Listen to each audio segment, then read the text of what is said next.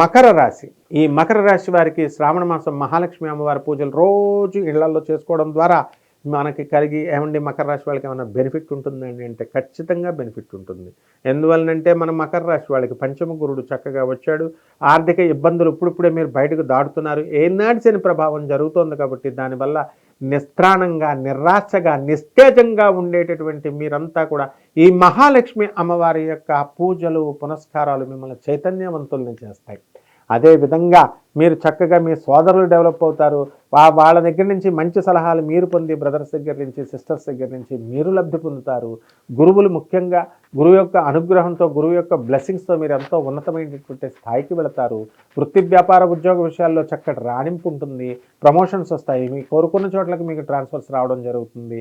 అందరూ మీ మాట వింటారు. తర్వాత మీ సబార్డినేట్స్, మీ కొలీగ్స్, ఆఫీసర్లు, సీనియర్ ఆఫీసర్స్ అందరూ కూడా మిమ్మల్ని గౌరవిస్తారు. ఏ విధమైనటువంటి హెరాస్మెంట్ అనేటటువంటిది ఉండదు.